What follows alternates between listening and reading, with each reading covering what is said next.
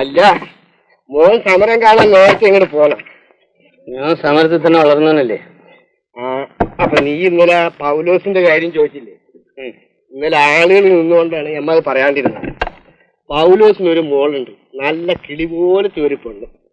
അതിനെ ഈ അവറോജ മുതലാളി തട്ടിക്കൊണ്ടുപോയി. പൗലോസ് ഇത് ചോദിക്കാൻ ചെന്നു. ഇന്ന് വരെ അതിന് ശേഷം പൗലോസിന് ആരും ഈ നാട്ടിൽ കണ്ടോരില്ല. ജീവനോടുകൂടി കുഴിച്ചിട്ടെന്നാ പറയണത്. പക്ഷേ ഈ യൂണിയൻകാര് പറയണത് ചോരക്ക് ചോരാന്നാണ്. അതാര് ചത്താലും അവര് പറയും, അതിൽ വലിയ കാര്യമൊന്നുമില്ല. ഇത്രയ്ക്കും ഭയങ്കരനാണോ ഈ മുതലാളി? നിനക്ക് എന്താ അറിയാൻ പായ? നല്ല അടി തടയും മുണ്ട കിണ്ട എല്ലാം ഉള്ള ഗുസ്തിക്കാര് റൗഡികളുണ്ട് മുതലാളിക്ക്. നിന്നെ വേണമെങ്കിൽ ഇപ്പൊ അവര് കൊണ്ടുപോകും, പിന്നെ നിന്നെ കാണൂല. ഈ യൂണിയൻകാർക്ക് ഇത്ര കരുത്തില്ലേ? പെരുത്ത് കരുത്തല്ലേ, അത് ഓരോടത്ത് അങ്ങനെ കിടക്കും. അവരോട് വിചാരിക്കണത് നടക്കും. ഇന്ന് പിക്കറ്റിംഗ് അല്ലേ, പൊന്നുവും കണ്ടോ നേരിട്ട് പൂരം എന്താണ് നടക്കാൻ പോണെന്ന്.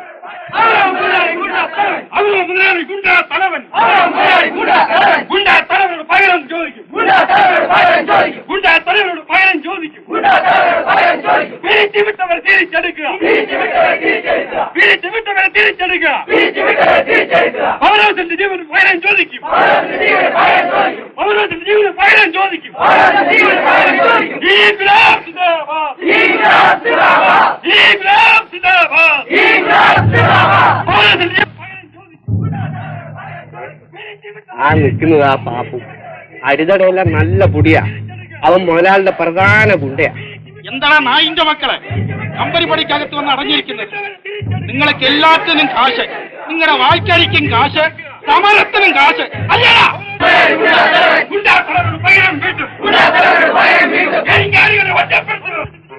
ഞാൻ മുമ്പേ വരുന്നതാ ഗുസ്തിക്കാരൻ മമ്മദിക്കാം. രാത്രി കയറാൻ കരിങ്കാലയിലും കൊണ്ടുവന്നതാ. മാറാത്തവരെ ചവിട്ടി മാറ്റണം അമ്മതെ. അടച്ചോനെ, എനിക്ക് ഇവിടെ കുഴപ്പം. ചോദിക്കും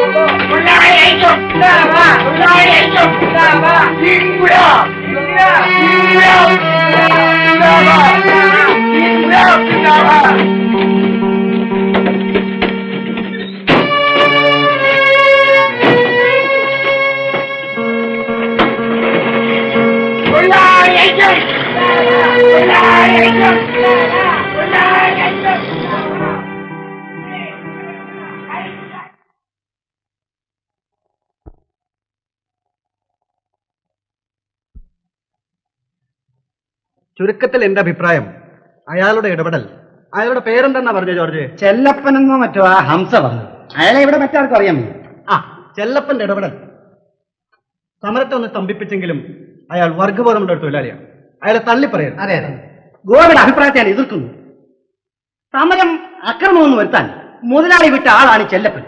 ഫാക്ടറി ലോക്കൌട്ട് ചെയ്യാനുള്ള ഒരു അടവാണെന്ന് നേർന്നത്. തീർച്ചയായും അതെ, സഹാവ് പറഞ്ഞതാണ് ശരി. എന്താ ജോർജ് സഹാവ് പറയുന്ന അഭിപ്രായത്തോട് ഞാൻ യോജിക്കുന്നു. പാപ്പുവിനെയും അഹമ്മദിനെയും തോൽപ്പിക്കാനൊന്നും ഈ പറയുന്ന ചെല്ലപ്പന് കഴിവില്ല. ഗുണ്ടകൾ മനഃപൂർവ്വം തോറ്റുകൊടുത്താണ്. അതുകൊണ്ട് ഈ ചെല്ലപ്പൻ നമ്മുടെ ആളല്ലെന്ന് തീർത്തു പറഞ്ഞ് നാളെ തന്നെ പ്രസ്താവന ഇറങ്ങും. ഗുണ്ടകളെ ഇത്രയും ധൈര്യത്തോടെ എതിർത്ത ഒരാളിനെ തള്ളിപ്പറഞ്ഞാൽ തൊഴിലാളികൾ യോജിച്ചില്ലെന്ന് വരും. സമരസമിതി കൺവീനർ എന്ന നിലയിൽ ഞാനത് തർപ്പിച്ചു പറയുന്നു. സഖാവിന് ഈ ചെല്ലപ്പൻ അറിയാം. എനിക്കറിഞ്ഞുകൂടാ. സഖാവിന് എന്ത് കുന്തമാണ് ഈ പറയുന്നത്? പിന്നെ അങ്ങനെ ഈ വർഗബോധമുള്ളവനാണെന്ന് പറയുന്നത്. ഇസ്മായിൽ എന്തോ പറയുന്നു? നിങ്ങൾ എന്തെങ്കിലും ഒരു തീരുമാനത്തിലേക്ക് എത്തണം. ഞാൻ എന്റെ അഭിപ്രായം പറഞ്ഞു. ഇനി നിങ്ങളുടെ എല്ലാവരുടെയും ഭൂരിപക്ഷ അഭിപ്രായ പ്രകാരം ഞാനങ്ങ് ചെയ്യാം. അത് അങ്ങനെ തന്നെ ചെയ്യണം. എന്നാൽ ചെല്ലപ്പൻ മുതലാളിയുടെ ആളാണെന്ന് പറഞ്ഞ് ഒരു പ്രസ്താവന അടിച്ചിറക്കണം. നാളത്തെ ഫാക്ടറി പഠിക്കലെ യോഗത്തിലും അത് ശരിയായിട്ട് വിശദീകരിക്കണം.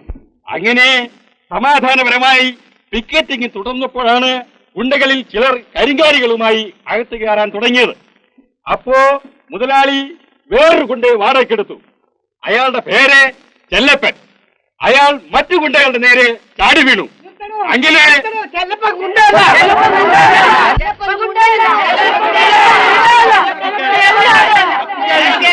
ചെല്ലപ്പൻ ചുണയുള്ളവനാണ്, അവൻ വീറുള്ളവനാണ്. ദയവ് ചെയ്ത് ഞങ്ങളുടെ വിശദീകരണം ഒന്ന് കേൾക്കണം. ഇങ്ങനെയുള്ള വിശദീകരണം ഒന്നും ഞങ്ങൾക്ക് കേൾക്കണം. പ്രഭാകരൻ അല്ല, അവന്റെ പേര് ചെല്ലപ്പൻ. ഭാര്യയും രണ്ട് കൊച്ചുങ്ങളുള്ള അവൻ കല്യാണം കഴിഞ്ഞിട്ടില്ലെന്ന് നമ്മളോട് കള്ളമല്ലേ പറഞ്ഞത്? അപ്പൊ അവൻ ഏതാണ്ട് ചീത്ത ഉദ്ദേശം ഉണ്ടായിരുന്നു.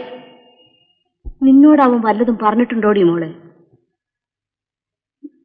എന്നോട് ആ ചേട്ടൻ അനാവശ്യമായിട്ടൊരക്ഷരം മിണ്ടിയിട്ടില്ല. ഒളിവിൽ നടക്കുന്നവര് അവരെ പറ്റി നേരായിട്ട് ഒന്നും പറയത്തില്ലടി കോടെ. അതവരുടെ പാർട്ടി ചട്ടം കെട്ടി വിഴുന്നതാ. പോലീസുകാർ പിടിച്ചപ്പോ ദേഹോദ്രം ഏൽപ്പിച്ച് കാണുമായിരിക്കും. അത് പിന്നെ അവര് ചെയ്യാതിരിക്കുവോ? അവരെ പറ്റിച്ചായിട്ട് ഇത്ര നാളായിട്ട് നടക്കുന്നവല്ലയോ? നാളെ ഇടിച്ചു കാണും. ആ ചേട്ടൻ ഇവിടെ വരികയും കാണുകയും ഒന്നും ചെയ്യണ്ടായിരുന്നു എന്ന് തോന്നുന്നു. ദേഹോദ്രം ഒന്നും ചെയ്ത് കാണത്തില്ല മോളെ, നീ വിഷമിക്കണ്ട. ഏതായാലും ഞാൻ ആ നാട്ടിൽ പോയി തിരക്കിയത് നന്നായി. പാറോദിക്കൊരു ആലോചനയും വന്നിട്ടുണ്ട്. അവിടെ ഇപ്പൊ സമരം നടക്കുക. സമരം തീർന്നാൽ ഉടനെ ചെറുക്കൻ പെണ്ണ് കാണാൻ വരുന്നുണ്ട്. ഇവിടെ മുമ്പിൽ വെച്ച് നിങ്ങൾ പറഞ്ഞത് എന്തിനാ? എന്തുവാടി? ചെല്ലപ്പനുമായിട്ടുമല്ലോ. പെണ്ണിന് എപ്പോഴും അങ്ങ് മനോവിചാരമാ. ഇവിടെ അവനെ ആശിച്ചതാ. കേരള മക്കളെ ഊട്ടി വളർത്തിയ കുട്ടനാടിൻ പിരിമാറിൽ ജന്മികൾ ഗുണ്ടകൾ അവസരവാദികൾ നീണ്ടു വാഴാൻ പറ്റൂല, പറ്റൂല, ഇത് പറ്റൂല, നീണ്ടു വാഴാൻ പറ്റൂല. ഞങ്ങൾ വിതയ്ക്കും വയലെല്ലാം ഞങ്ങളെ കൊയ്യും പൈങ്കിളിയെ. ഈ മുദ്രാവാക്യം വിളിച്ചുകൊണ്ട് ആ ജാഥയുടെ മുമ്പ് കൂടെ മാർച്ച് ചെയ്ത് പോയത് ഈ അമ്പലപ്പുഴ രാജപ്പനാണ്. പരമേട്ട കേട്ടോ, അതാണ് എന്നെ അറസ്റ്റ് ചെയ്തത്. പിന്നെ ദേഹപരിശോധന നടത്തിയപ്പോ എന്റെ ചീഫ് പോലീസുകാരാണ് ചോദിച്ചത്. കുട്ടനാടിന് സമരത്തിന്റെ തീച്ചുളയിൽ തിളച്ചു മറിയുകയാണ്. മങ്കൊമ്പിലിച്ചാണ് എന്നെ അറസ്റ്റ് ചെയ്തത്.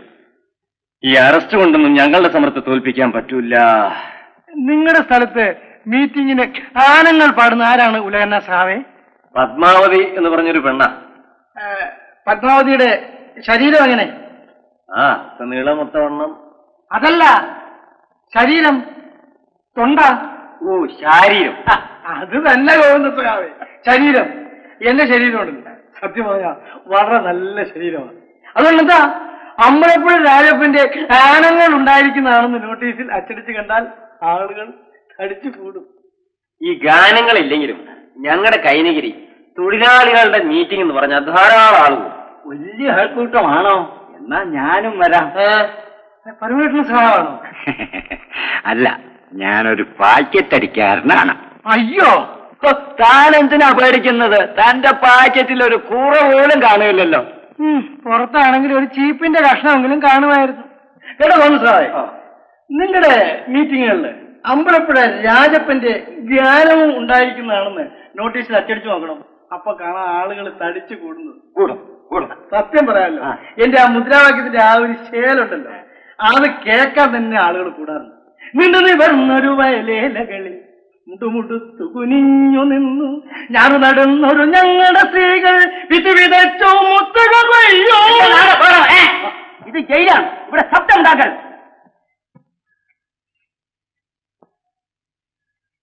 നീണ്ടു നിവർന്നൊരു വയലേലകളിൽ മുണ്ടും കുത്തി ഉടുത്തു നിന്ന് ഞാറ് നടുന്നൊരു ഞങ്ങളുടെ സ്ത്രീകൾ ഭിത്തി വിതച്ചും മുത്തുകൾ കൊയ്യും.